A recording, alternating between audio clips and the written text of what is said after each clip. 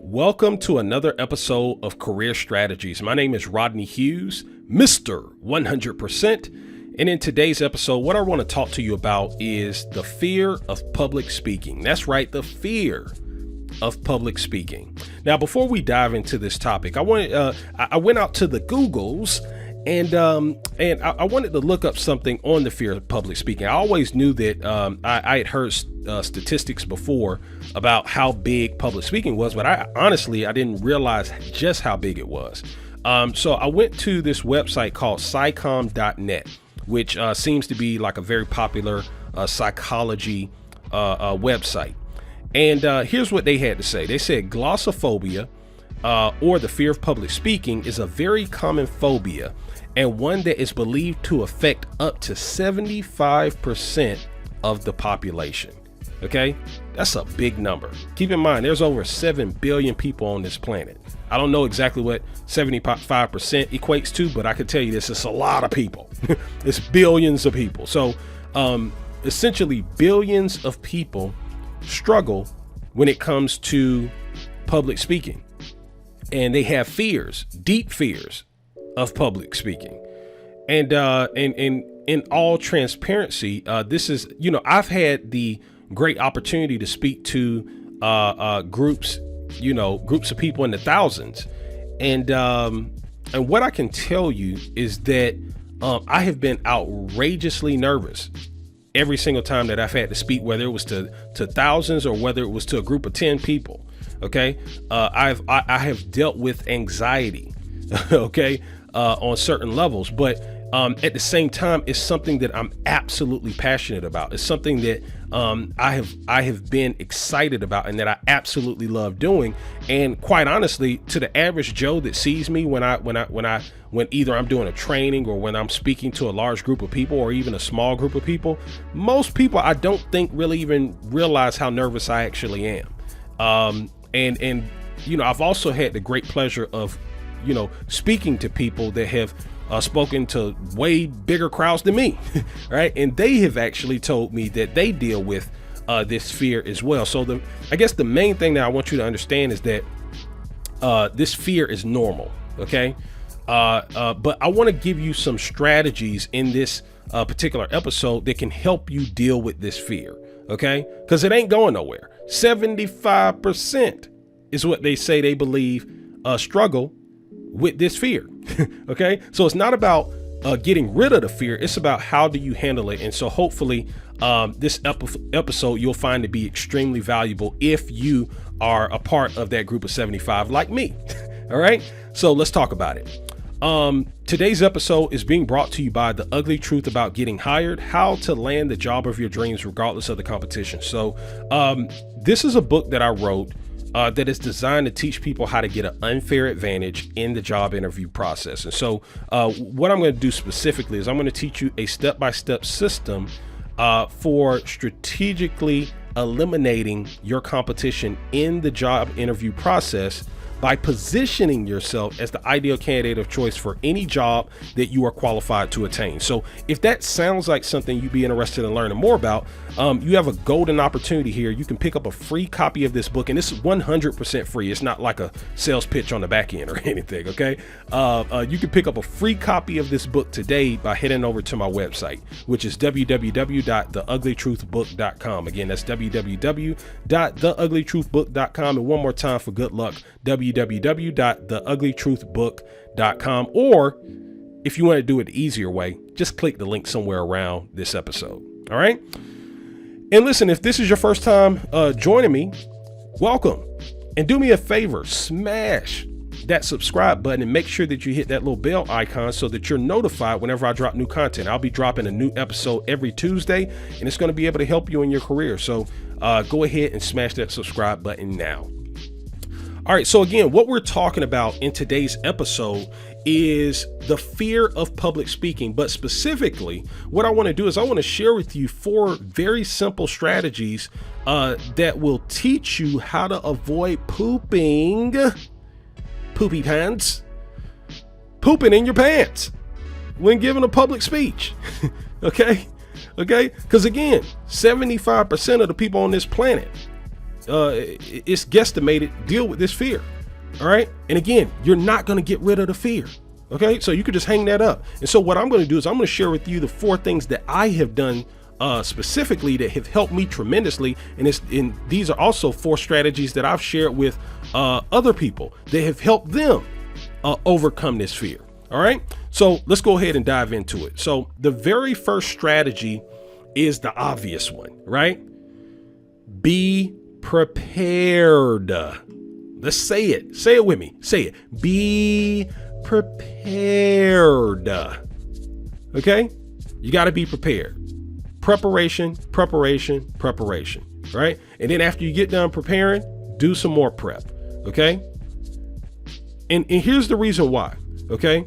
The more prepared you are, the more confident you will be. Okay? It's just that simple. Okay? Now, when I say preparation, it kind of breaks down into 2 categories. So this is what I focus on when I prepare for either a speech or a training. Number 1 is I prepare the content. Okay. I don't just go on the stage and wing it.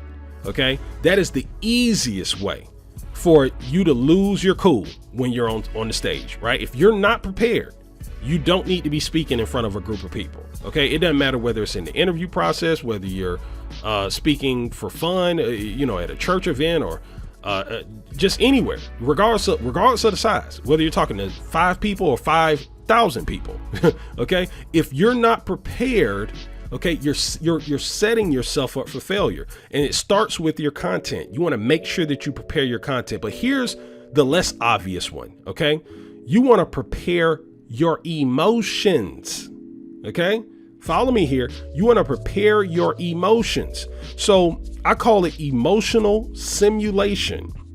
So what I try to do is that if I'm preparing to train or if I'm preparing to speak to a group of people, once I get the content ready, then I start to visualize and I try to tap into the state that I would be in the worst case scenario.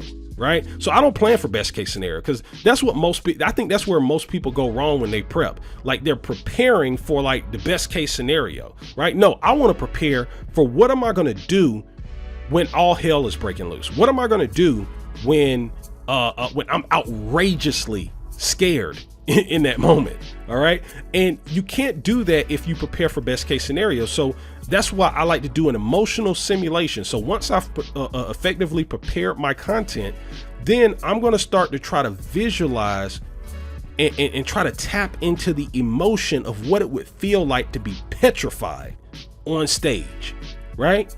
And then I'm going to go through, once I tap into that state, that emotional state in my mind through visualization, then I'm going to visualize me working through that feeling. I don't want to be the first place that I experience that feeling to be in the moment. Okay. I don't want to do that. So what I want to do is I want to visualize and I want to do an emotional simulation of what it would feel like to be absolutely petrified and still work through the content. Okay. That's proper preparation. All right. Step number 2, embrace your fears. Don't, keyword, don't fight them. Okay. So 2 stories came to mind when I thought about this strategy. So, we all have heard about fight or flight, right? You either fight it or you flight, right? But I think there's another option, at least when it comes to public speaking, right? See, you don't want to fight that feeling. That's the worst possible thing. That's what most people do. They try to fight that feeling of fear, and all it does is take them down the rabbit hole of more fear. Okay. You don't want to flight. You don't want to run away. Okay. Some things in life, it's not a good idea for you to run away. Like if your career depends on you giving a public speech, you got to be able to give the public speech. You understand? There may come times in your life where you have to show up. You can't just run away. Right. So thankfully, when it comes to this fear of public speaking, there's a third option called embrace, right? And so two stories came to mind. One is I used to work for the #1 facilitation company in the world. And the guy who ran this company was absolutely world class. Okay. A phenomenal guy, like truly a phenomenal guy. I mean, he's still alive, but he's truly a phenomenal human being, in my opinion. And I remember we were getting ready for a crucial conversations training that he was about to lead for us. And, I knew his what's the word I'm looking for? I knew his reputation of, being able to like rock rooms of thousands of people in it. Like he would travel around the world doing speaking events for like huge audiences. And the feedback that I would receive from our clients about how impressed they were with his ability to control a room that big and perform so well, people used to be amazed at it. And I remember we were getting ready for this crucial conversations training, and I asked him, I said, hey, I mean, do you still get nervous? Like, do you have like a fear of public speaking at all still? Or have you pretty much crushed that out your spirit? He said, I get nervous every single time. He said, quite honestly, I'm nervous right now. Now, when he said that to me, I was like, what? Like, it didn't make sense to me. And he said, the difference is, he said, when I first started speaking to groups of people, whether it was small or big groups of people, the fear used to really grip. It was real hard for him to fight through that feeling.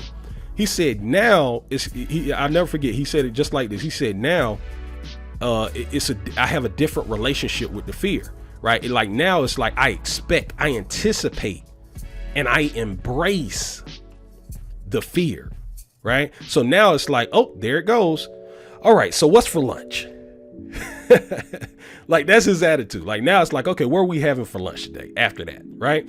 And he's able to do that because he's not fighting that feeling, and he's not running away from that feeling. He's embracing the feeling. Right.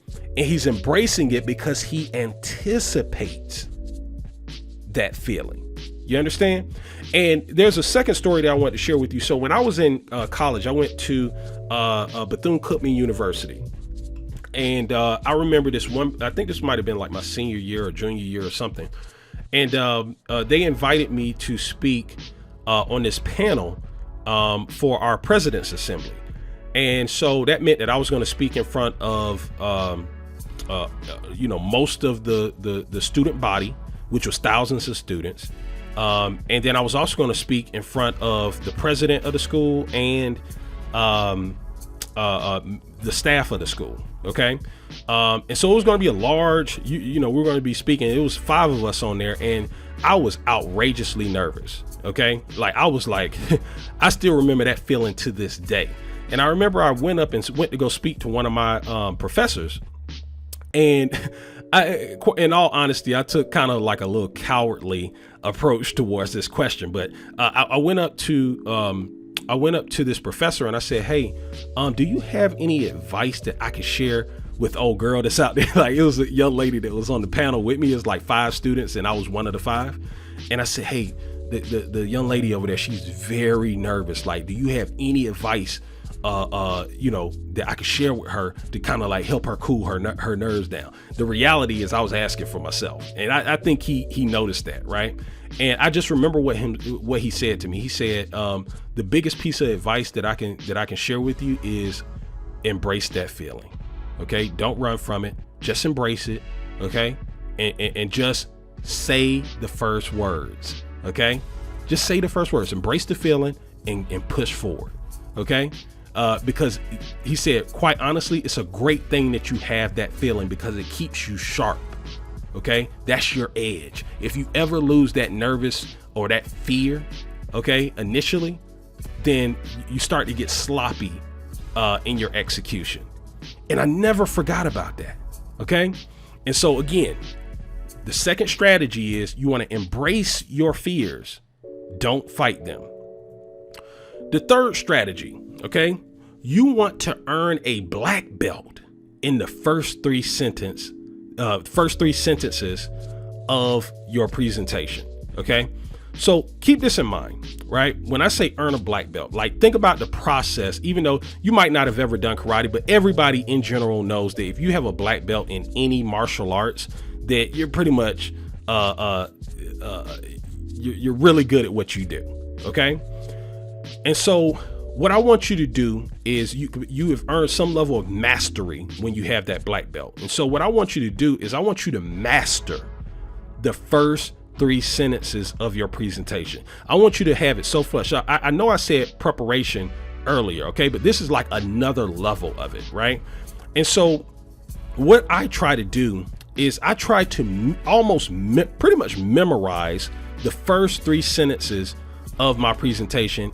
And I want to know it like the back of my hand. I want to know it forward and backwards. I want to just have it mastered. Okay. Because when your adrenaline starts rushing right before you step up on that stage, it is very hard to think.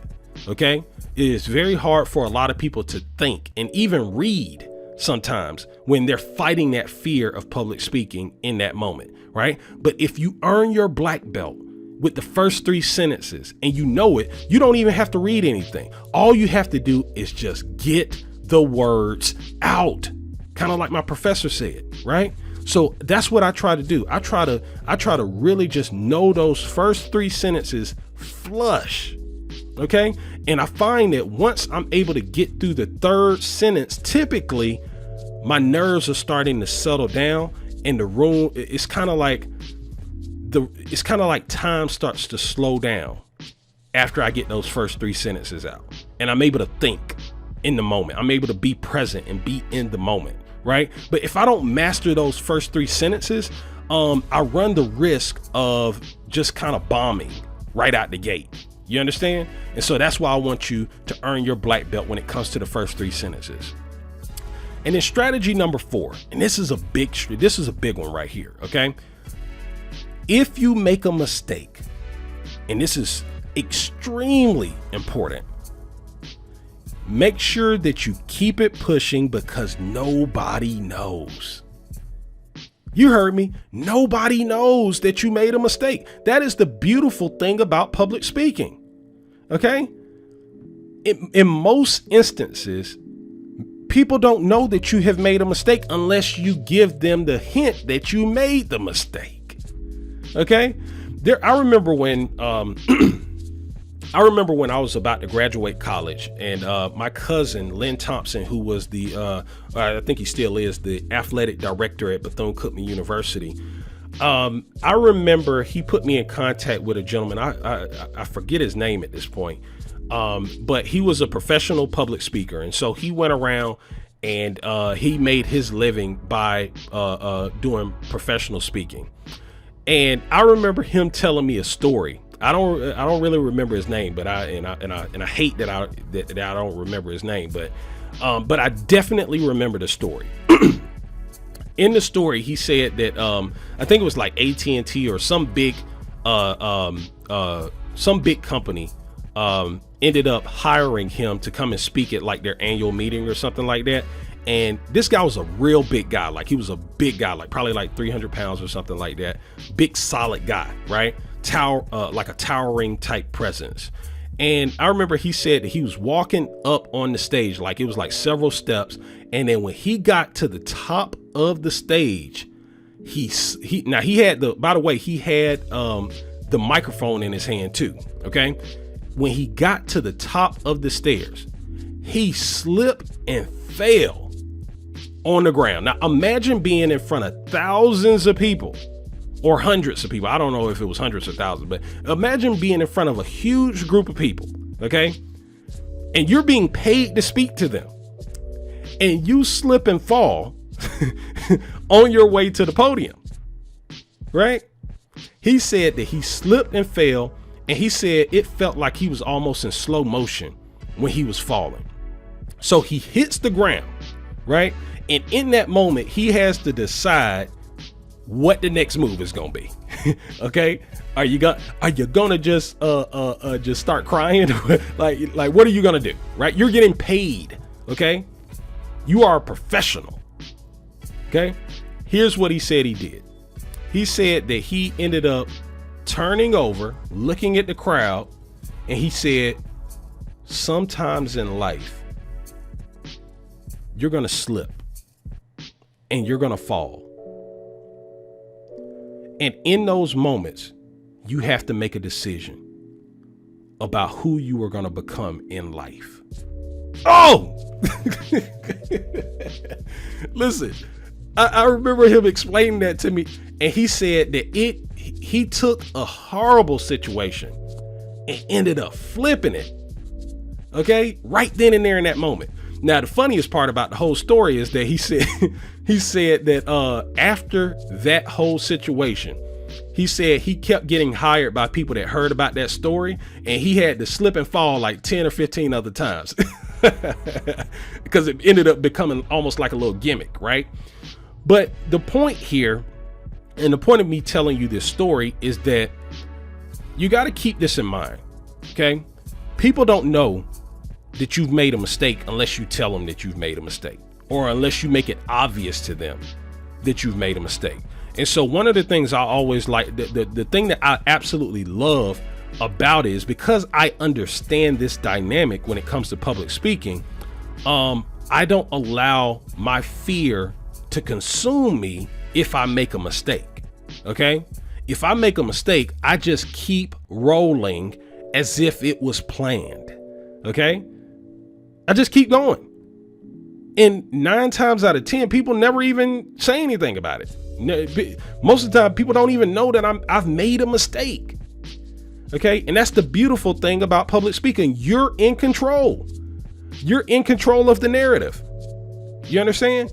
So don't break down. Okay. If you make a mistake, sweep it up under the rug and keep it pushing. All right. But here's what I can promise you. If you will take those 4 strategies that I just shared with you and execute on them, you will dramatically lower your fear. It won't ever go away. Okay. As I've already articulated, but you can dramatically lessen the impact of your fear if you use these strategies, and as opposed to just going up and winging it. All right. You can avoid the failure and exponentially improve your odds of having success. Listen, hopefully you got great value out of today's episode. Do me a favor, like this video, comment on this video, and subscribe. And I'll see you in the next episode. Take care.